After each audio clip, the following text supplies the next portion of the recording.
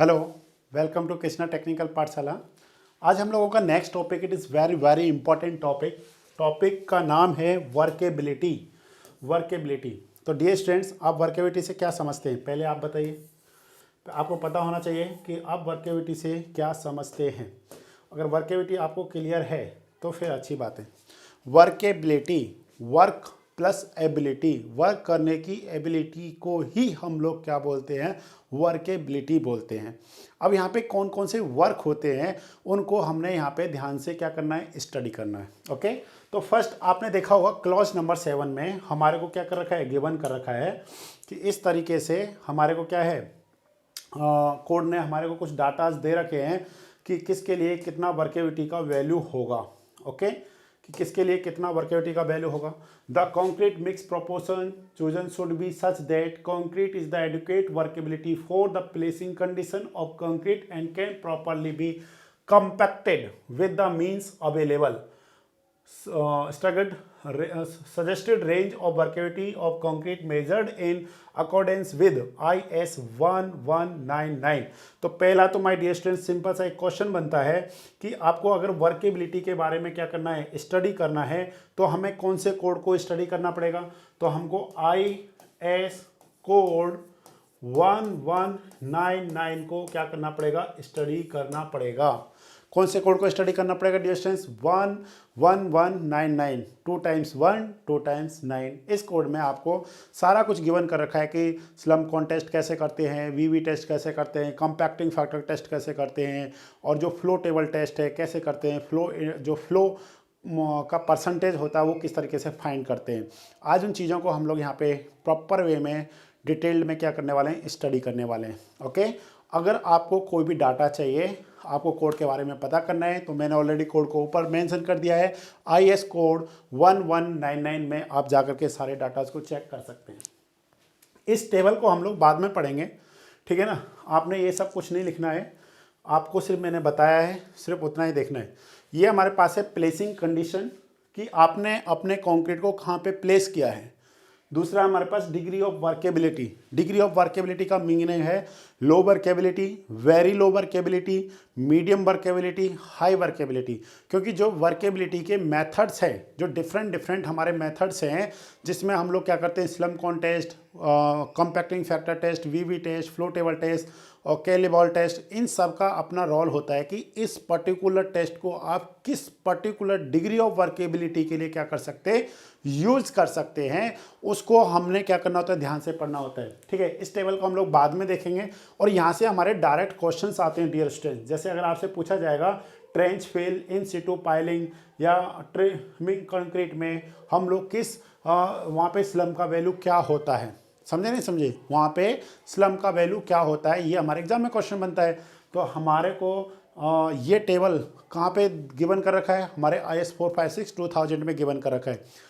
मैं एक और बात कहना चाहता हूँ डियर स्टूडेंट्स, अगर किसी स्टूडेंट्स को यहाँ पे विजिबिलिटी क्लियर नहीं होती है तो आप अपने फ़ोन में, लैपटॉप में, या आपके पास मैनुअली क्या होगा, कोड पढ़ा होगा, आप उसमें देख सकते हैं, पढ़ सकते हैं। Because code is very important for JEE and SDO exams. Okay,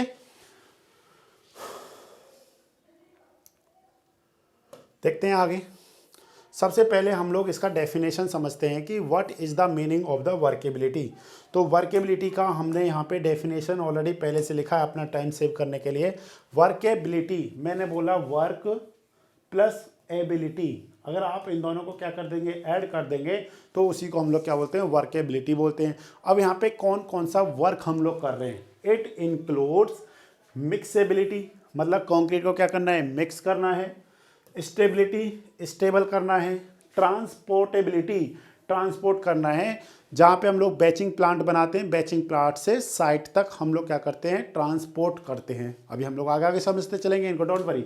next है हमारे पास प्लेसेबिलिटी, ट्रांसपोर्ट करके हम लोग अपनी साइट पे लेकर के आते हैं, वहाँ पे हम लोग कंक्रीट को क्या करते हैं, प्लेस करते हैं। जैसे कि हमने स्लैब कास्ट करना है, बीम कास्ट करना है, कॉलम कास्ट करना है, जो भी हमारे को कास्ट करना है, वहाँ पे हम लोग कंक्रीट को क्या करते हैं, प्लेस करते हैं।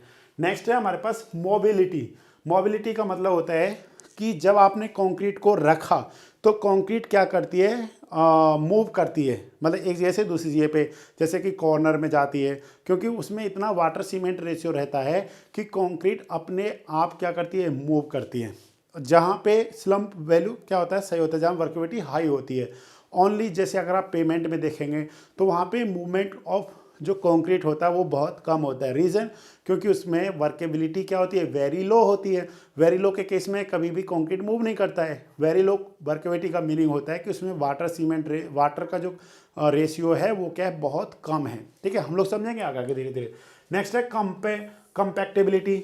अब हमने क्या किया, ट्रांसपोर्ट करके एक जगह से दूसरी जगह पे लेकर के आ गए, अपनी साइड पे लेके आ गए, हमने प्लेस कर दिया किसी भी स्लैब में जो भी हम कास्ट कर रहे हैं, कंक्रीट अपने आप मूव कर गई। उसके बाद हम लोग by help of the vibrator वो कंक्रीट को क्या करते हैं, कंपैक्ट करते हैं, क्योंकि जितना ज़्यादा कंपैक्ट करेंगे उतना ही हमारे लिए क्या होता है, अच्छा होता है। अदरवाइज वो लाइट वेट कंक्रीट या फिर उसमें क्या होंगे, बहुत सारे होल्स रहेंगे, तो सेग्रीगेशन की प्रॉब्लम हो सकती है, ब्लीडिंग की प्रॉब्लम हो सकती है। तो ये बहुत सारी प्रॉब्लम्स होती हैं, इसलिए हमारे को प्रॉपर स्ट्रेंथ गेन करने के लिए कंक्रीट को कंपैक्ट किया जाता है, ऐसे कह सकते हैं आप। ठीक है ना, प्रॉपर स्ट्रेंथ गेन करने के लिए। नेक्स्ट है हमारे पास कंपैटिबिलिटी के बाद क्या आता है, फिनिशेबिलिटी। मतलब उसको क्या किया जाता है, हम लोग फिनिश करते हैं फाइनली, और उसके बाद हम अपने वहाँ से हट जाते हैं। तो ये सब जो था, कौन कौन सा वर्क, मिक्सेबिलिटी, स्टेबिलिटी, ट्रांसपोर्टेबिलिटी, यस और नो, उसके बाद प्लेसेबिलिटी, मोबिलिटी एंड कंपैक्टेबिलिटी, देन क्या होता है हमारे पास फिनिशेबिलिटी। ये सारा जो वर्क हो रहा है इसी को ही हम लोग क्या बोलते हैं, वर्केबिलिटी बोलते हैं। या हम लोग कह सकते हैं कंक्रीट को एक जगह से दूसरी जगह ले जाने में इजी जो हो रहा है, कंक्रीट जो मूव कर रही है one place to another place easily, उसी को हम लोग क्या बोलते हैं, वर्केबिलिटी बोलते हैं। ये होगी हमारे पास एक देहाती लैंग्वेज, मतलब अपनी लैंग्वेज में हम समझने के लिए। ठीक है ना। तो नेक्स्ट हमारे पास क्या है, वर्केबिलिटी में वर्केबिलिटी जो डिपेंड करती है वो टू फैक्टर्स पे, मतलब जिसमें दो क्रिटिकल जो पैरामीटर्स हैं, ये हमारे पास क्या है, टू पैरामीटर्स हैं। ठीक है ना, इसके हमारे पास क्या है, टू पैरामीटर्स। ठीक है ना, इसके टू पैरामीटर्स हैं, जिसमें एक तो हमारे पास क्या आता है, कंसिस्टेंसी, और सेकंड हमारे पास आता है होमोजेनिटी। क्या क्या आता है डियर स्टूडेंट्स, एक होता है हमारे पास कंसिस्टेंसी, सेकंड वन हमारे पास क्या है, होमोजेनिटी।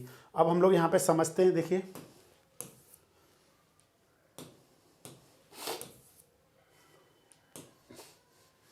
अब हम लोग यहाँ पे देख रहे हैं कि जो हमारे पास क्या है, कंसिस्टेंसी में हमने किस किस को कंसीडर करना है। कंसिस्टेंसी में आता है मिक्सेबिलिटी, प्लेसेबिलिटी एंड कंपैक्टेबिलिटी। कौन सा डियर स्टूडेंट्स, कंपैक्टेबिलिटी, मतलब मिक्स करना कंक्रीट को, प्लेस करना और उसको कंपैक्ट करना क्या कहलाता है, कंसिस्टेंसी कहलाएगा। और जो हमारे पास होमोजेनिटी है, होमोजेनिटी में डियर स्टूडेंट्स हम लोग किस किस चीज़ को कंसीडर कर रहे हैं यहाँ पे, ब्लीडिंग, सेग्रीगेशन एंड फिनिशेबिलिटी को कंसीडर कर रहे हैं। किस किस को कंसीडर कर रहे हैं dear students, bleeding, segregation and finishing को हम लोग यहाँ पे क्या करके चल रहे हैं, कंसीडर करके चल रहे हैं। हमसे कभी एग्जाम में आ जाए कि कौन कौन से पैरामीटर्स होते हैं, क्रिटिकल पैरामीटर्स, तो हमारे पास टू ही होते हैं। First one is the consistency, second one is the homogeneity. Okay, अब हम लोग देखिए, ये आपको मैं ऑलरेडी पहले समझा चुका हूँ कि व्हाट इज द मिक्सेबिलिटी, प्लेसेबिलिटी, कंपैक्टेबिलिटी एंड फिनिशेबिलिटी। अब हमारे को दो नए वर्ड आए हैं यहाँ पे, इनको समझना है। First one is the bleeding क्या होता है, and second one is the segregation. तो वेरी इंपॉर्टेंट है ये पॉइंट। सेग्रीगेशन का मीनिंग क्या होता है डियर स्टूडेंट्स, ये काफ़ी बार एग्जाम में इसकी डेफिनेशन पूछी जाती है। ओनली डेफिनेशन आपको क्लियर होना चाहिए, डेफिनेशन क्या होता है। डेफिनेशन है सेग्रीगेशन का, the separating out of courser particle in a dry mix. ध्यान से समझना इस वर्ड को, यही हमसे एग्जाम में पूछा जाता है। कौन सा पार्टिकल, कोर्सर पार्टिकल। अब आपको पता है कि जब आप क्या करते हैं, कंक्रीट बनाते हैं, तो कंक्रीट में आप cement, fine aggregate, coarse aggregate, तो जो कोर्सर होता है, कोर्स पार्टिकल है, उसका क्या होता है, सेपरेशन हो जाना ड्राई मिक्स कंक्रीट से, उसी को हम लोग क्या बोलते हैं, सेग्रीगेशन कहते हैं। अब सेग्रीगेशन किस चीज़ पर डिपेंड करता है, सेग्रीगेशन को कम करने के लिए आप क्या करेंगे, तो सेग्रीगेशन को कम करने के लिए डियर स्टूडेंट जब हम लोग क्या करते हैं, आप देखिए हम कंक्रीट को जब कोई भी कास्ट कर रहे हैं, स्लैब कास्ट कर रहे हैं, तो कंक्रीट को जैसे हम अपने सिर पे रखते हैं, जो मजदूर लोग होते हैं, लेबर जो होती है, वो जो पेन होता है जिसमें कंक्रीट फिल रहती है, या फिर हम लोग क्या करते हैं, बाय हेल्प ऑफ पंप, दो ही वे हो सकते हैं, by help of the pump कर सकते हैं, या बाय हेल्प ऑफ जो पेन होता है जिसमें हम लोग रखते हैं कंक्रीट को, तो एक हाइट से हम लोग उसको क्या करते हैं, गिराते हैं। तो कोड कहता है कि 1.5 मीटर हाइट से ही हमको क्या करना चाहिए, उसको प्लेस करना चाहिए, उससे ज़्यादा हाइट से हमको उसको नहीं गिराना है। अदरवाइज वहाँ पे सेग्रीगेशन एंड ब्लीडिंग होने की क्या होती है, पॉसिबिलिटीज़ होती है, और इन दोनों को हमने मिनिमाइज करना होता है। तो इसमें सबसे बड़ा जो फैक्टर होता है वो हाइट, फ्री फॉल हाइट का होता है। तो हमारे को 1.5 मीटर से ज़्यादा इसको क्या नहीं करना है, लेकर के नहीं जाना है। जो हाइट होनी चाहिए वो कितना होना चाहिए, ओनली 1.5 मीटर होना चाहिए, इससे ज़्यादा नहीं होना चाहिए, ठीक है ना। दूसरा क्या है कि जो हम लोग क्या करते हैं, वाइब्रेटर को यूज़ करते हैं, उसको लॉन्ग टाइम तक यूज़ नहीं करना है हमने। जो वाइब्रेटर यूज़ करते हैं फॉर कंपैक्टिंग के लिए, कंक्रीट को कंपैक्शन देने के लिए हम लोग क्या करते हैं, जनरली वाइब्रेटर का यूज़ करते हैं। परंतु वाइब्रेटर को बहुत ज़्यादा देर तक क्या नहीं करना है, यूज़ नहीं करना है। अदरवाइज आप देखेंगे कि जो वाटर होता है वो ऊपर आ जाता है, समझ रहे हैं, या जो कोर्सर पार्टिकल्स होंगे वो नीचे सेटल कर जाएंगे, तो वहाँ पे हमारे को सेग्रीगेशन, ब्लीडिंग की क्या होती है, प्रॉब्लम होती है, ठीक है ना। तो इसलिए हमारे को इन चीज़ों को थोड़ा सा याद रखना डियर स्टूडेंट। तो इस तरीके का हमारे पास स्ट्रक्चर बनता है। देखिए यहाँ पे हम लोग देख पा रहे हैं कि ये कोर्सर पार्टिकल्स हमको दिख रहा है, कुछ इसमें से झर कर के गिर गए, मतलब यहाँ पे नहीं रहे हैं, ठीक है। या फिर आप इस तरीके से देख रहे हैं कोर्सर पार्टिकल का क्या हो जाना, सेपरेट हो जाना, किससे, ड्राई मिक्स कंक्रीट से। इसी को ही हम लोग क्या बोलते हैं डियर स्टूडेंट, सेग्रीगेशन बोलते हैं। क्या बोलते हैं, सेग्रीगेशन बोलते हैं। नेक्स्ट पॉइंट है हमारे पास ब्लीडिंग। ब्लीडिंग का मतलब क्या होता है, सेपरेशन ऑफ सीमेंट पेस्ट, या फिर आप दूसरा क्या कह सकते हैं, जो वाटर होता है वो राइज होकर के ऊपर आ जाता है। वाटर क्या होता है, राइज होकर के ऊपर आ जाता है ऑन सरफेस, ठीक है ना। सरफेस पे क्या करना, जो कंक्रीट में आपने वाटर को यूज़ किया है, अगर वो वाटर ऑन सरफेस हो जाए तो उसी को ही हम लोग क्या बोलते हैं, ब्लीडिंग बोलते हैं, ठीक है ना। Separation of cement paste from the mix in case of lean and wait mix concrete में हम लोग क्या करते हैं, जो ऊपर आ जाता है, जैसे अगर आप लोग यहाँ पे देख पा रहे हैं, ये हल्का हल्का आपको क्या दिख रहा है, सीमेंट पेस्ट दिख रहा है। क्या दिख रहा है, सीमेंट पेस्ट। अब आप कहेंगे आप तो सर वाटर की बात कर रहे हैं, पर वाटर तो सीमेंट के साथ एडेड है ना, तो उसको सीमेंट वाटर क्या कहेंगे, पेस्ट कहेंगे। वो ऊपर आ जाता है इस तरीके से, वो कंक्रीट के ऊपर आ गया है। कंक्रीट में जो पार्टिकल्स है, जो एग्रीगेट है, वो क्या रह गया, नीचे रह गया है, मतलब प्रॉपर मिक्स नहीं है, उसकी होमोजेनिटी क्या हो चुकी है, ब्रेक हो चुकी है। होमोजेनिटी का मतलब होता है प्रॉपर मिक्स रहना, ठीक है ना। तो यहाँ पे ब्रेक हो चुकी है, इसलिए इसको हम लोग क्या बोलते हैं, ब्लीडिंग इन कंक्रीट बोलते हैं। कुछ पॉइंट हमारे पास इंपॉर्टेंट पॉइंट हैं, इनको हमने ध्यान देना है। Bleeding causes the formation of, तो एग्जाम में क्वेश्चन पूछा जाता है कि जब ब्लीडिंग हो चुकी है तो वहाँ से बनने वाली कंक्रीट कैसी होती है, पोरस, ओके। सेकेंड है हमारे पास weak and non durable concrete होता है। नॉन ड्यूरेबल का मतलब उसकी ड्यूरेबिलिटी क्या हो चुकी है, कम हो चुकी है, मतलब उसका लाइफ कम हो चुका है, ठीक है ना। नेक्स्ट हम लोग देख रहे हैं segregation in concrete results in porous layer, honeycombing. Honeycombing का मतलब होता है कि पार्टिकल के बीच में क्या बन जाना, गैप आ जाना, ठीक है ना, गैप आ जाता है, हनीकॉम्बिंग उसको बोलते हैं। मैं आपको एक फिगर के थ्रू समझाऊंगा नेक्स्ट टाइम, एक क्वेश्चन के थ्रू बताऊंगा इस चीज़ को, ठीक है ना। हमारे 2 क्वेश्चंस बन गए हैं, ठीक है ना। एक क्वेश्चन और था इससे पहले, शायद आपको याद हो, वो मैंने आपको बताया था कोल्ड डिफॉर्म्ड बार जो था, ठीक है ना, कोल्ड ट्विस्टेड बार जो था, CTD बार जो होता है। सेकंड हम आपको ये हनीकॉम्बिंग का एक स्ट्रक्चर से के थ्रू समझाएंगे, ठीक है। नेक्स्ट हमारे पास इसमें क्या है, सैंड स्ट्रिक्स कॉमा सरफेस स्केलिंग, ऐसा हमारे को यहाँ पे क्या होती है, प्रॉब्लम्स क्रिएट होती हैं। नेक्स्ट हम लोग देख रहे हैं यहाँ पे dear students, measurement of the workability. ये टॉपिक आपके लिए सबसे ज़्यादा इंपॉर्टेंट है कि वर्केबिलिटी को आप कैसे मेजरमेंट करते हैं। तो डियर स्टूडेंट्स हमारे पास 5 टेस्ट हैं जिनकी हेल्प से हम लोग वर्केबिलिटी को करते हैं। बट जो कॉमन प्रैक्टिस टेस्ट है, जिसको हम लोग जनरली सबसे ज़्यादा यूज़ कर रहे होते हैं, वो हमारे पास कौन सा होता है, स्लम कॉन टेस्ट होता है। कौन सा होता है dear student, slump cone test होता है, जिसको हम लोग जर्नली क्या कर रहे होते हैं, यूज़ कर रहे होते हैं। Slump cone test is a field test as well as lab test, okay. It is a field test and also a lab test, okay. अब हमने यहाँ पे थोड़ा सा समझना एग्ज़ाम में क्वेश्चन कैसे बनता है। अभी जैसे मैं आपको एग्जांपल बार बार देता हूँ UPPSC का, कि UPPSC में एग्ज़ाम हुआ था AN का, तो वहाँ पे एक क्वेश्चन आया था कि क्वेश्चन कैसा था कि very low to low workability find करने के लिए आप कौन सा टेस्ट परफॉर्म करते हैं, ओके। कौन सा टेस्ट परफॉर्म करते हैं very low workability to low, मतलब very low to low workability में। तो वहाँ पे ऑप्शंस हमारे को ऑलरेडी 4 ऑप्शंस दे रखे थे, VB consistency test, compacting factor test, slump test and flow test. तो डियर स्टूडेंट्स, इसका आंसर था वीवी कंसिस्टेंसी टेस्ट। यस और नो? हमारे पास यहाँ पे हम लोग यहाँ पे एक लाइन लिख रहे हैं, उस लाइन को समझने की कोशिश करना, फिर आपको बिल्कुल सारा पॉइंट क्लियर हो जाएगा। लाइन क्या है हमारे पास? Very low workability to low workability, very low workability to medium workability. क्या डिस्टेंस हमारे पास? मीडियम वर्केबिलिटी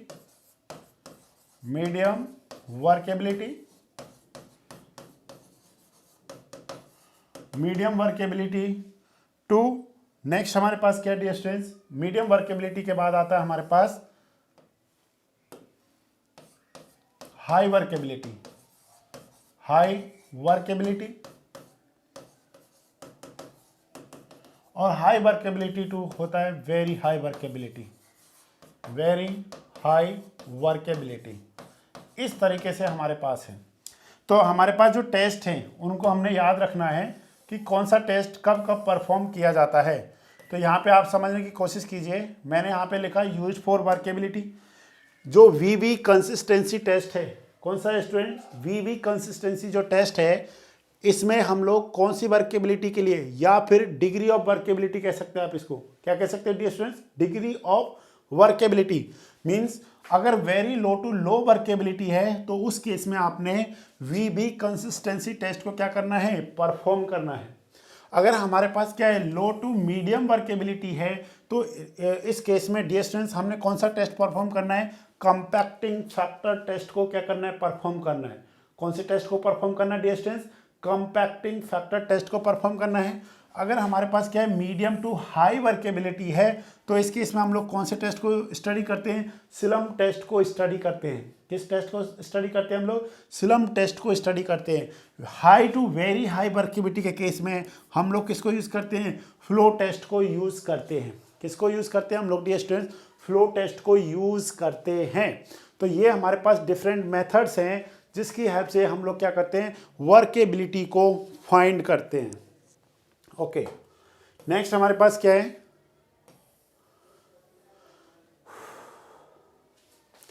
एग्जाम में डियर स्टूडेंट्स ये भी क्वेश्चन पूछा जाता है कि जो कैली-बॉल टेस्ट होता है, इसकी हेल्प से हम लोग क्या फाइंड करते हैं? तो कैली-बॉल टेस्ट की हेल्प से भी हम लोग क्या करते हैं? वर्केबिलिटी फाइंड करते हैं। ये अमेरिकन स्टैंडर्ड टेस्टिंग में चलता है, ठीक है ना? ASTM, ठीक है ना? अमेरिकन स्टैंडर्ड टेस्टिंग मशीन जो है, वहाँ पे हम लोग इसको यूज़ कर रहे होते हैं। Method is a simple field method for measuring, ध्यान से समझना, for measuring the consistency of plastic concrete. कभी कभी वर्केबिलिटी ना दे करके आपको कंसिस्टेंसी, होमोजेनिटी इस तरीके से देता है, तो आपने ध्यान देना ये कंसिस्टेंसी फाइंड करने के काम में आता है, ना कि होमोजेनिटी। होमोजेनिटी में क्या क्या कंसीडर किए थे हम लोग? Bleeding, segregation and finishability. उसको मेजरमेंट करने में इसका कोई रोल नहीं है, इसका कंसिस्टेंसी में है। कंसिस्टेंसी में मिक्सेबिलिटी, कंपैक्टेबिलिटी और कौन सा था हमारे पास? प्लेसेबिलिटी। इनको मेजरमेंट करने में हम लोग क्या करते हैं? कैली-बॉल टेस्ट का यूज़ करते हैं, ठीक है। तो अब हम लोग आते हैं अपने जो हमारे पास फर्स्ट टेस्ट है डियर स्टूडेंट। कौन सा टेस्ट है ये हमारे पास? Slum cone test. कौन सा टेस्ट है dear student? Slump cone test. तो सबसे पहले कोई भी आपको एपरेटस पता होना चाहिए कि स्लम कॉन टेस्ट में हमारे पास एग्जाम में दो तरीके के क्वेश्चन पूछे जाते हैं। पहला क्वेश्चन होता है कि वर्केबिलिटी आप किस एपरेटस की हेल्प से फाइंड करते हैं? तो वर्केबिलिटी तो आप कोई भी एपरेटस का नाम आ सकता है। कैसे? कि आपको स्लम कॉन टेस्ट पूछ सकता है, कंपैक्टिंग फैक्टर पूछ सकता है, ठीक है, वीवी टेस्ट पूछ सकता है, फ्लो टेस्ट पूछ सकता है। बट जब आप एपरेटस की बात करेंगे तो उस केस में आपको क्या आएगा? स्लम कॉन आएगा। क्या आएगा डियर स्टूडेंट? स्लम कॉन आएगा। स्लम कॉन की हेल्प से हम लोग क्या करते हैं? वर्केबिलिटी फाइंड करते हैं। उसके बाद आपको क्वेश्चन कैसे बनेगा डियर स्टूडेंट? सेकंड क्वेश्चन बनेगा कि जो आप वर्केबिलिटी को फाइंड कर रहे हैं स्लम कॉन की हेल्प से, उसका यूनिट क्या होगा? तो उसका यूनिट क्या होता है डियर स्टूडेंट? उसका यूनिट mm होता है इन केस ऑफ स्लम। अगर आपको क्या आएगा? वीवी टेस्ट आएगा तो उसका यूनिट क्या होता है? सेकंड होता है। अगर टेस्ट हमारे पास कौन सा है? कंपैक्टिंग फैक्टर टेस्ट है, तो वो कैसा होता है डियर स्टूडेंट्स? यूनिट लेस होता है, उसका अपना कोई भी यूनिट नहीं होता है। अगर आप फ्लो टेबल टेस्ट देखेंगे तो उसका वैल्यू किस में आता है डिस्टेंस, परसेंटेज में आता है, ठीक है ना। अभी मैं आपको इसको लिखाऊंगा, डोंट वरी।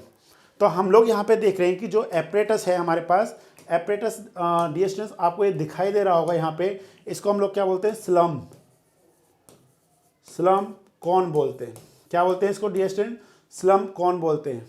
एक्चुअल में क्या कैसा होता है, एक फ्रस्टम शेप का होता है। किस शेप का होता है, फ्रस्टम शेप का होता है, कि जैसे हमारे पास ऐसे समझिए, आपने 10th क्लास में पढ़ा होगा इसको, इस तरीके का होता है हमारे पास, ठीक है ना। अगर आप इसको क्या करते हैं, एक पर्टिकुलर हाइट से क्या कर देते हैं, इस तरीके से कट कर देते हैं, तो यहाँ पे आपको इस तरीके का मिल जाएगा। अब आप ऊपर वाले को क्या करते हैं, अगर इस तरीके से आप देखेंगे तो यही हमारे पास क्या कहला रहा है, स्लम कौन कहला रहा है। तो डिस्टेंस, इसकी डायमेंशंस हमको क्या रहनी चाहिए, याद रहनी चाहिए। एग्जाम में यही क्वेश्चन पूछा जाता है कि इसकी यूनिट्स क्या होती है, ठीक है, जनरली इसकी यूनिट्स पूछी जाती है।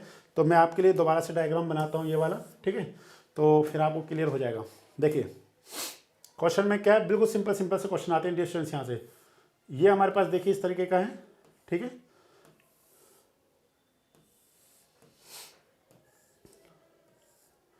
तो ये जो डायमेंशन है ये हमारे पास होता है 10 सेंटीमीटर, ध्यान से समझ लें इसको। और जो बॉटम डायमेंशन होता है डिस्टेंस, ये कितना होता है हमारे पास 20 सेंटीमीटर होता है। और जो इसका ये हाइट होता है डिस्टेंस, ये हमारे पास कितना होता है 30 सेंटीमीटर होता है। कितना होता है 30 सेंटीमीटर होता है, इस तरीके से। तो अब आपको क्लियर हो गया। टॉप जो होल है उसका जो डायमीटर होता है वो कितना होता है 10 सेंटीमीटर, बॉटम का कितना होता है 20 सेंटीमीटर। और जो हाइट है फ्रस्टम, जो हमारे पास स्लम कॉन, उसका जो हाइट है वो कितना होता है हमारे पास डिस्टेंस 30 सेंटीमीटर होता है। और एक आपको ये रॉड दिखाई दे रही होगी, इस रॉड को हम लोग क्या बोलते हैं, टैंपिंग रॉड बोलते हैं। क्या बोलते हैं, टैंपिंग, टैंपिंग रॉड बोलते हैं डिस्टेंस। एग्जाम में इसकी भी डायमेंशंस पूछी जाती है। अगर आपको इसकी डायमेंशंस क्या करना है, पता करना है, तो हमको याद रहना चाहिए इसका जो डाया है वो हमारे पास कितना होता है 16 mm होता है। 16 mm को और आप क्या लिख सकते हैं 1.6 सेंटीमीटर लिख सकते हैं। और जो आप इसकी अगर लेंथ की बात करेंगे डिस्टेंस, इसका जो लेंथ होता है वो लेंथ किसके इक्वल होता है, लेंथ हमारे पास होता है 60 सेंटीमीटर। किसके इक्वल होता है 60 सेंटीमीटर के इक्वल होता है। तो अब आपको पता चल गया, अगर आप स्लम कौन टेस्ट करते हैं या अगर आप स्लम वैल्यू फाइंड करते हैं ये, तो उसमें हमारे पास दो एपरेटस होते हैं जिसको जनरली यूज़ किया जाता है। First one is the tamping rod, second one is the slump cone. और हमारे पास और भी हैं हमारे पास, जैसे और में हमारे पास क्या आएगा, जैसे देखिए हम लोग यहाँ पे क्या करते हैं टेप लेकर के रखते हैं, ये स्केल होता है हमारे पास, जिसकी हेल्प से हम लोग क्या करते हैं वर्केबिलिटी को क्या करते हैं मेजरमेंट करते हैं। और ये बात याद रखना कि जो हमने इस कॉन को जो रखना है वो हमने नॉन एब्जॉर्बेंट सरफेस पे रखना है, जो वाटर को क्या ना करे, अब्जॉर्ब ना करे कंक्रीट में से, ठीक है ना। जनरली ये भी किसका होता है, आयरन का ही बना होता है। एग्जाम में एक क्वेश्चन आता है कि जो स्लम कॉन आपने बनाया है ये किस मटेरियल का नहीं होता है। ध्यान देना, दो मटेरियल ब्रास एंड एल्यूमिनियम को छोड़ करके ये किसी का भी बनाया जा सकता है। जनरली हम लोग ब्रास एल्यूमिनियम का यूज़ नहीं कर रहे होते हैं। अब नेक्स्ट हमारे पास क्या है कि अगर आपको वर्केबिलिटी क्या करना है, मेजरमेंट करना है, तो आप कैसे वर्केबिलिटी को मेजरमेंट करेंगे। देखिए आपने क्या किया, कंक्रीट। अब एक और एग्जाम आपके माइंड में क्वेश्चन बन रहा होगा कि हम यहाँ पे सर कौन सा ग्रेड ऑफ कंक्रीट यूज़ करते हैं। जनरली हम लोग M20 grade of concrete use करते हैं। कौन सा ग्रेड ऑफ कंक्रीट यूज़ करते हैं, M20 grade of concrete use करते हैं। और रेशियो यहाँ पे क्या है 1:1.5, रेशियो कितना होता है 3 होता है। अगर आपको कंपैक्टिंग फैक्टर टेस्ट करना है या स्लम कॉन टेस्ट करना है तो हम लोग generally M20 grade of concrete के लिए का जो रेशियो होता है उसको हम लोग क्या करते हैं यूज़ करते हैं। इसका मीनिंग क्या है distance, 1 part of cement, 1.5 part of fine sand and 3 parts of coarse aggregate. इनका रेशियो लेकर के हम लोग क्या करते हैं वहाँ पे कंक्रीट को बनाते हैं एक प्रॉपर कंसिस्टेंसी पेस्ट पे, ठीक है। दूसरा आपने ध्यान देना है कि जो आप कंक्रीट क्या कर रहे हैं यूज़ कर रहे हैं उसमें एक इम्पॉर्टेंट और चीज़ क्या है, इन दोनों इंपॉर्टेंट पॉइंट को समझिए, उसके बाद हम लोग फिर आगे बढ़ेंगे। What is the unit of the slum, ये हमारे एग्जाम में क्वेश्चन बनता है कि यूनिट ऑफ स्लम क्या होता है, mm होता है। क्या होता है डिस्टेंस, mm में होता है। दूसरा जब आप स्लम टेस्ट कौन करें, आप कोई भी टेस्ट कीजिए, चाहे आप वीवी टेस्ट कीजिए, कंपैक्टिंग फैक्टर टेस्ट कीजिए, स्लमकॉन टेस्ट कीजिए या फ्लो टेबल टेस्ट कीजिए, कोई भी टेस्ट अगर आप यूज़ करते हैं तो उसमें एग्रीगेट जो यूज़ कर रहे हैं, जो मैक्स साइज ऑफ एग्रीगेट होगा वो 38 mm से ज़्यादा नहीं होना चाहिए। मैं दोबारा बोल रहा हूँ आपको, जब भी आप वर्केबिलिटी क्या करते हैं, टेस्ट परफॉर्म कर रहे हैं, वर्केबिलिटी का मतलब चाहे आप स्लमकॉन टेस्ट करें, वीवी टेस्ट करें, कॉम्पैक्टिंग फैक्टर करें या फ्लो टेबल टेस्ट करें, जो हमारा कोड है IS 1199 वो किस बात की परमिशन नहीं देता है कि वो 38 mm से ज़्यादा का एग्रीगेट आप वर्केबिलिटी के लिए यूज़ नहीं कर सकते।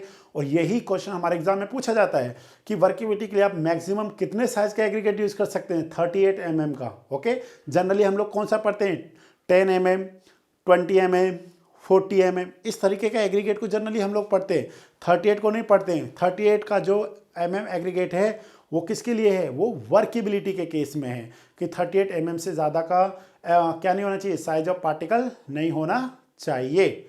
ओके, और आरसीसी के केस में जनरली कितने का यूज़ किया जाता है, इन केस ऑफ आरसीसी में हम लोग 20 mm एग्रीगेट्स को यूज़ करते हैं। कन्फ्यूज होने की जरूरत नहीं है, आरसीसी में 20 mm एग्रीगेट्स लेते हैं और वर्केबिलिटी में मैक्सिमम का मतलब ये नहीं कि सारा एग्रीगेट 38 mm का है, जो सबसे बड़ा पार्टिकल होगा वो 38 mm से क्या नहीं होना चाहिए, ज़्यादा नहीं होना चाहिए। ठीक है, तो ये हमारे पास क्वेश्चन क्लियर हो गया। यूनिट ऑफ स्लम कितना हो गया, mm में। Slump test is limited to concrete with max size of aggregate less than कितना होता है, 38 mm में होता है। दूसरा और समझने की कोशिश कीजिए, अब हम लोग टेस्ट को परफॉर्म करते कैसे हैं, थोड़ा सा हम लोग ये समझ लेते हैं।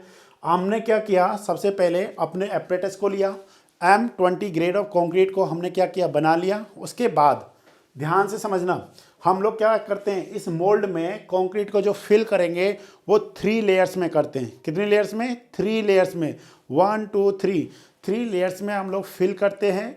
और एक लेयर पे हम लोग 25 नंबर ऑफ ब्लोज लगाते हैं। कितने ब्लोज लगाते हैं, तो हम लोग यहाँ पे थोड़ा सा लिख लेते हैं, इसको रब करके यहाँ पे, ठीक है ना।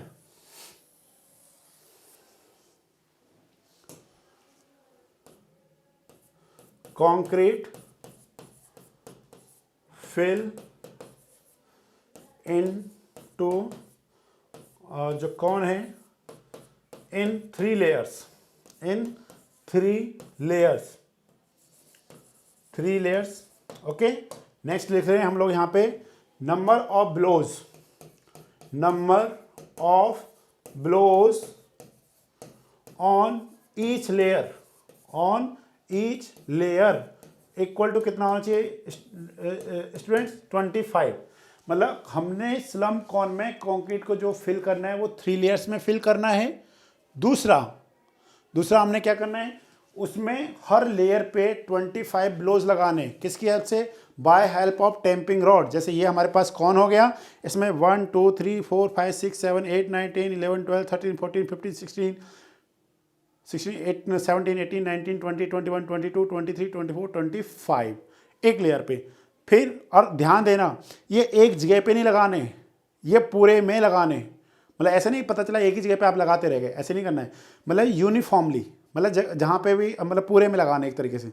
एक लेयर को हमने फिल कर दिया, देन हम लोग कंक्रीट को फिर फिल करेंगे, फिर 25 ब्लोज लगाएंगे, फिर कंक्रीट को फिल करेंगे, फिर 25 ब्लोज लगाएंगे। उसके बाद क्या करना हमने, उसके बाद उसको फिनिश कर लेना, टॉप सरफेस को फिनिश कर लेना है। उसके बाद फिनिश हो गया, उसके बाद इसमें 2 हुक होते हैं, देखिए ध्यान से। एक हमारे पास हुक ये है, दूसरा हुक हमारे पास ये है। इस हुक को हम लोग इस तरीके से क्या करते हैं, ऊपर उठा लेते हैं, ठीक है ना।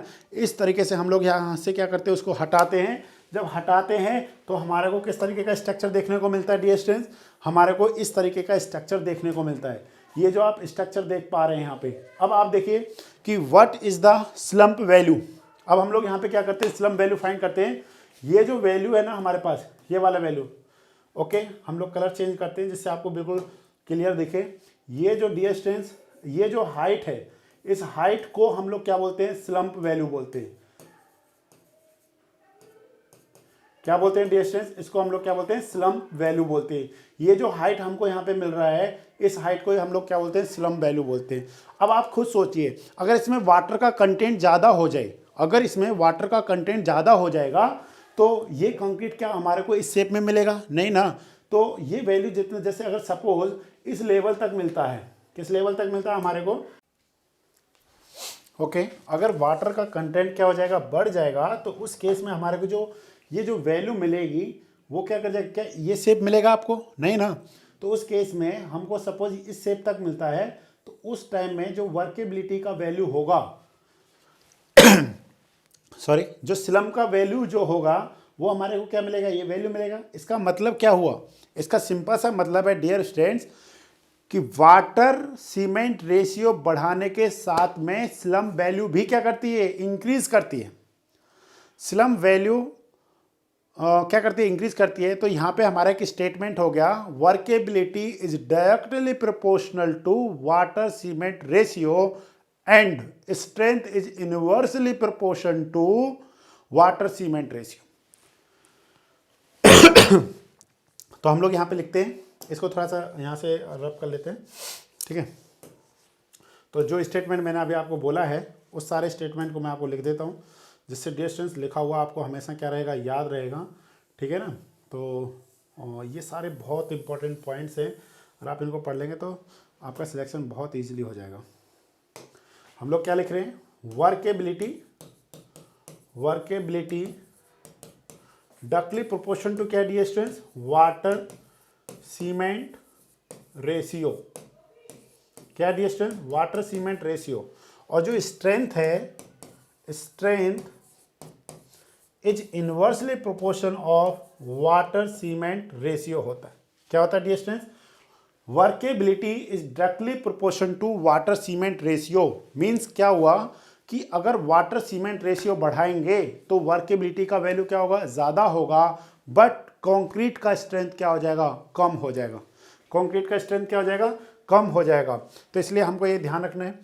अब आपको ये क्लियर हो गया कि ये वैल्यू कब मिल रहा है, ये वैल्यू कब मिलेगा, या फिर अगर हमारे को कोई ये वैल्यू मिलता है तो ये वैल्यू कब मिलेगा। जैसे जैसे वाटर सीमेंट रेशियो बढ़ता जाएगा तो कंक्रीट का स्ट्रक्चर इस शेप को क्या नहीं करेगा, गेन नहीं करेगा, उसका स्ट्रक्चर क्या हो जाएगा, डिफरेंट स्ट्रक्चर्स मतलब डिफरेंट शेप को गेन करेगा।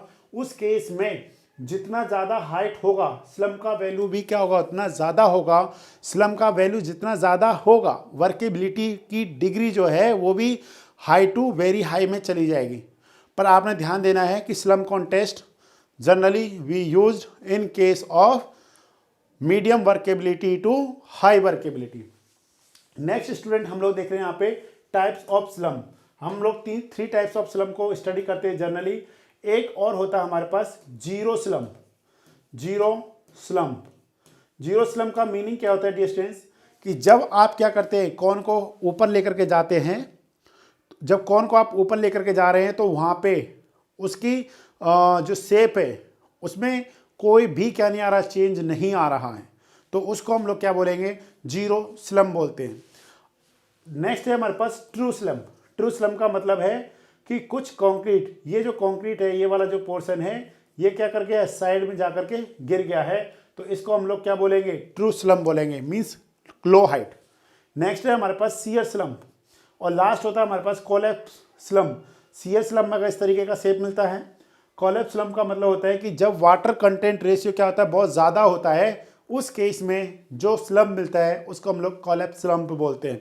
तो एग्जाम पॉइंट ऑफ व्यू से आपको याद रहना चाहिए कि डिफरेंट टाइप्स ऑफ स्लम कौन कौन से होते हैं। तो मैंने यहाँ पे पूरा अच्छे से समझाया है इस पॉइंट को, आपको शायद समझ में आया होगा। अब हम लोग नेक्स्ट देखते हैं, सेकंड जो हमारे पास है टेस्ट। सेकंड टेस्ट में अगर हम लोग बात करते हैं, ये हमारे पास है compacting factor test.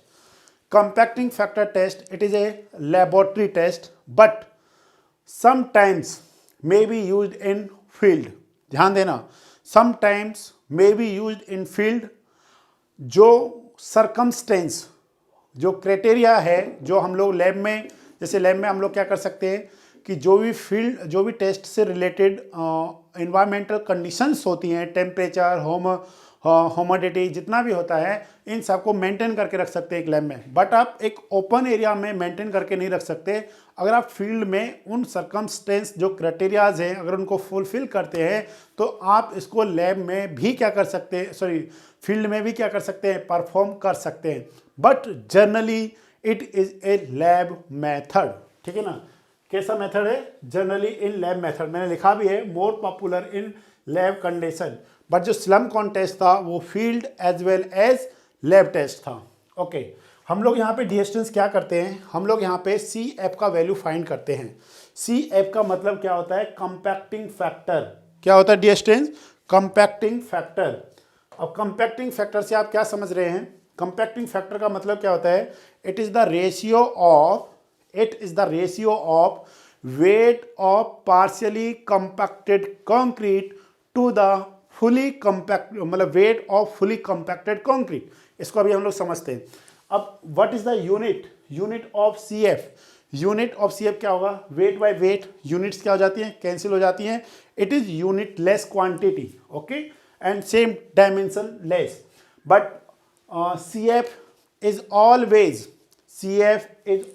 Less than 1। मैं यहाँ पे लिख दे रहा हूँ इसको, बहुत इंपॉर्टेंट स्टेटमेंट है ये। CF, ठीक है, ऑलवेज लेस देन 1 मीन्स क्या हुआ कि जो CF का वैल्यू है वो क्या होगा? लेस देन 1 होगा। इसका वैल्यू कभी भी इक्वलेंट 1 नहीं होता है। अगर 1 हो गया तो फिर आप उसको पार्शियली कंपैक्टेड कंक्रीट नहीं कह सकते। यस और नो? अगर हमारे पास क्या डिनोमिनेटर न्यूमरेटर सेम होंगे तभी तो आप कहेंगे कि उसका रेशियो 1 आएगा। अगर हमारे पास सेम हो गया तो फिर आप जो न्यूमरेटर में है उसको आप पार्शियली कंपैक्टेड कंक्रीट नहीं कह सकते। बट ये जो रेशियो है, it is the ratio of weight of partially compacted concrete to the weight of fully compacted concrete होता है। अब हम लोग समझते हैं कि पार्शियली क्या है, ठीक है, पार्शियली कंपैक्टेड कंक्रीट क्या है, ओके, और फुली कंपैक्टेड कंक्रीट क्या है। देखिए, अगर आप यहाँ पे समझना चाहते हैं, आपने इस तरीके का एक एपरेटस देखा होगा अपने लैब में। यस और नो? अगर आपको थोड़ा ये नहीं दिखाई दे रहा है तो हम लोग थोड़ा सा क्या करते हैं, इसको थोड़ा सा जूम कर लेते हैं जिससे आपको अच्छे से क्लियर हो जाएगा। अभी थोड़ा सा बढ़ा लेते हैं, ठीक है, इस तरीके का है। अगर मैं इसको यहाँ पे थोड़ा सा बनाने की कोशिश करूँ तो ये ऐसे समझिए, ये हमारे पास हो गया बेस,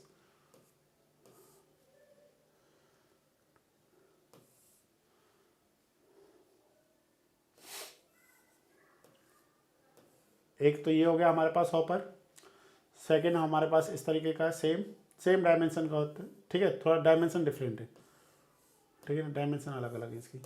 अभी कभी हमसे एग्जाम में कभी ये नहीं पूछा गया इसकी डायमेंशन, इसलिए हमने डायमेंशंस को नहीं लिखा है, क्योंकि डायमेंशंस याद रखना बहुत मुश्किल है, ठीक है।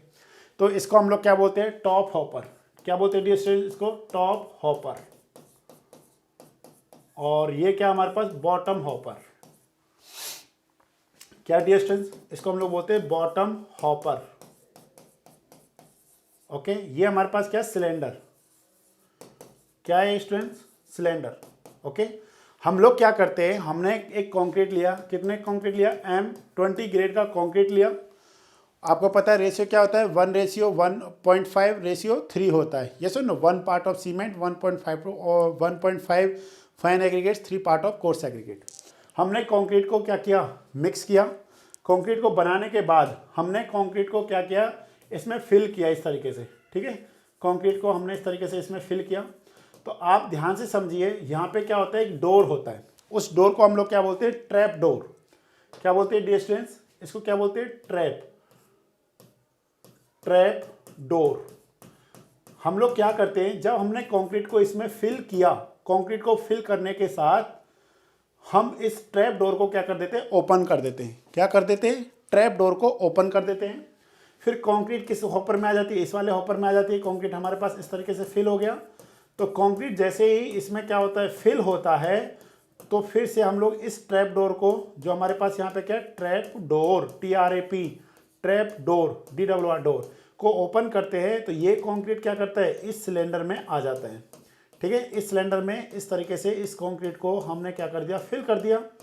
तो डियर स्टूडेंट्स, हम लोग क्या करते हैं? इसको टॉप लेयर तक इस तरीके से इसका फिनिशिंग करके, क्या करके? इसका फिनिशिंग करके इस कंक्रीट का क्या कर लेते हैं? वेट कर लेते हैं।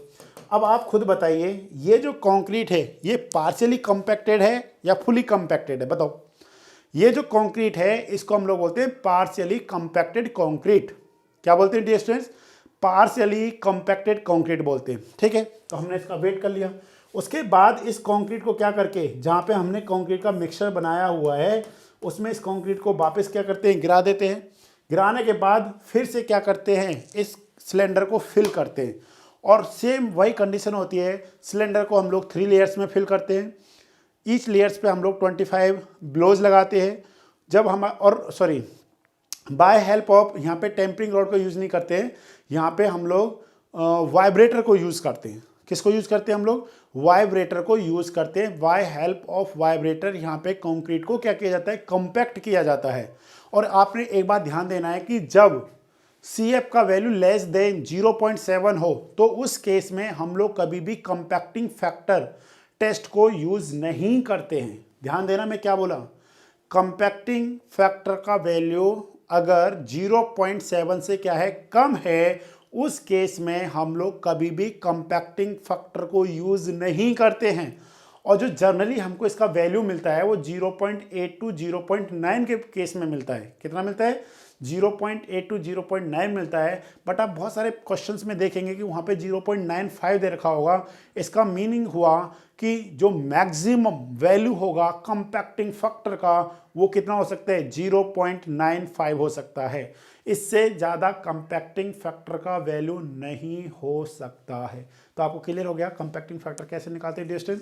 एक बार आपने क्या करना है, इन हॉपर से निकलने वाली जो कंक्रीट है, ठीक है ना, इस हॉपर से इस हॉपर में आया, इस हॉपर से इस सिलेंडर में आया, सिलेंडर को फिनिशिंग कर लीजिए, इसका वेट कर लीजिए। ये वेट हो गया हमारे पास W1। उसके बाद आप क्या करिए, इस कंक्रीट को जो भी आपने जहाँ पे कंक्रीट को रखा हुआ है जिस भी पेन में, उसमें कंक्रीट को वापस करके और जो हमारे पास सिलेंडर है इसमें वापस कंक्रीट को फिर से क्या कीजिए, फिल कीजिए। अगर आप वापस से फिर से फिल करते हैं और कंपैक्टिंग किसकी हेल्प से करना है, by help of the vibrator. ठीक है ना, वाइब्रेटर होता है इस तरीके का रॉड टाइप में, वाइब्रेटर से आपने क्या करना है, कंपैक्ट करना है। जब कंपैक्टिंग कर लेंगे, इसको फिनिश करके इसका वेट लीजिए W2।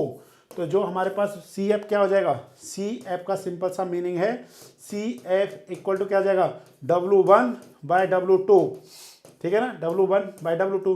W2 is always greater than W1, yes और no, W2 is always greater than W1. That means CF is always less than 1. ठीक है, तो ये हमारे को याद रखना है।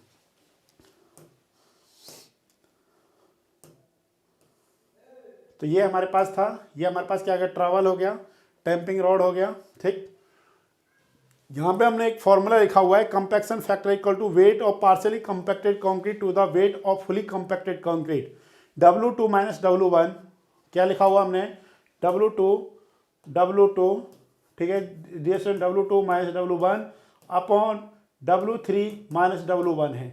तो W1 का मतलब क्या है, weight of the empty cylinder. जो हमने यहाँ पे क्या लिखा हुआ है, जो हमारे पास ये क्या सिलेंडर है, इस सिलेंडर का जो वेट है, ये क्या सिलेंडर, ठीक है, डिस्टेंस जो सिलेंडर है एम्प्टी का वेट, W2 क्या weight of partially compacted concrete, W3 equal to weight of fully compacted concrete. तो आप इस तरीके से इसकी वैल्यू क्या कर सकते हैं, पता कर सकते हैं। ठीक है ना, तो अब हम लोग देखते हैं नेक्स्ट आगे क्या है। अब मैंने आपको ये बता दिया यहाँ पे जितने भी इंपॉर्टेंट पॉइंट्स थे, CF is unitless because it is a ratio. Next है, this test is not suitable for very low workability. Very low workability का मतलब क्या है, if CF is less than 0.7 that's means we can not use या we can not measure of workability by help of the compacting factor test. Okay, तो ये हमारे लिए एक इंपॉर्टेंट था। नेक्स्ट हम लोग बात कर रहे हैं VB test. VB test is a very important test, yes और नो। अब हम लोग यहाँ पे देख रहे हैं VB टेस्ट का मतलब क्या होता है। फर्स्ट, ये किस टाइप की वर्केबिलिटी के लिए होता है VB test, it is used for very low workability to low workability. Okay, it is used for very low workability to low workability. Okay, और इसको जो मेजरमेंट किया जाता है वो किस में मेजरमेंट किया जाता है, time required for complete remoulding in seconds. हाँ, इसका मीन कह सकते हैं कि जो इसका यूनिट है हमारे पास, जो क्या हमारे पास यूनिट है, यूनिट किस में आता है, इसमें सेकंड्स में आता है। किस में आता है डिस्टेंस, सेकंड्स में आपको इसका यूनिट मिलता है। VB टेस्ट का जो यूनिट मिलेगा आपको वो किस में मिलता है, डिस्टेंस सेकंड्स में मिलता है। क्लियर हुआ है पॉइंट।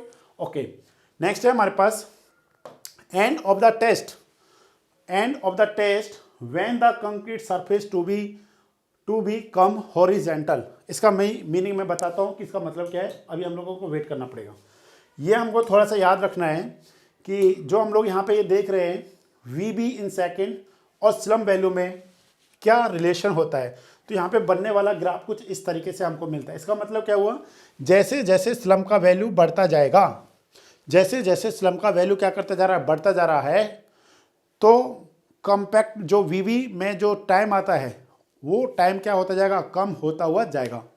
इसका मतलब आपको पहले मैं आपको एपरेटस के बारे में समझाता हूँ सही से, तब आपको ये समझ में आ जाएगा कि ऐसा क्यों हो रहा है। देखिए आप एक बार समझने की कोशिश कीजिए, ये हमारे पास जो एपरेटस है ये हम लोग किस में यूज़ करते हैं, वीवी टेस्टिंग में हम लोग क्या करते हैं, यूज़ करते हैं। वीवी टेस्ट फॉर वर्केबिलिटी के लिए हम लोग इसको यूज़ करते हैं। ये हमारे पास क्या है, एक वाइब्रेटिंग टेबल है।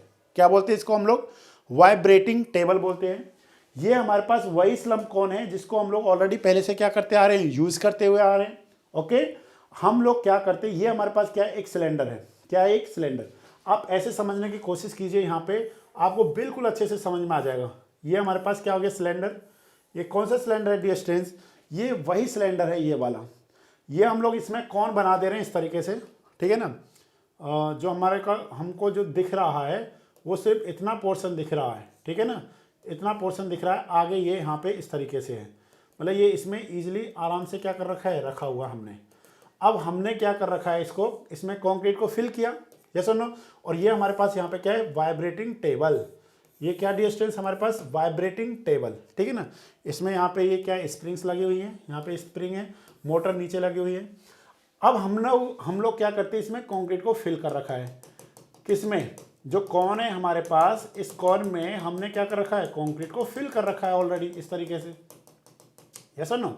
इसमें क्या कर रखा है हमने, कंक्रीट फिल कर रखा है। कंक्रीट इसके अंदर क्या फिल कर रखा है, कंक्रीट फिल कर रखा है। अब हम लोग क्या करते हैं, इस स्लम कोन को वहाँ से निकालते हैं। ओके, हमने इस स्लम कोन को वहाँ से क्या किया, बाहर किया। और जैसे ही बाहर करते हैं तो हम लोग यहाँ से मोटर को क्या कर देते हैं, स्टार्ट कर देते हैं।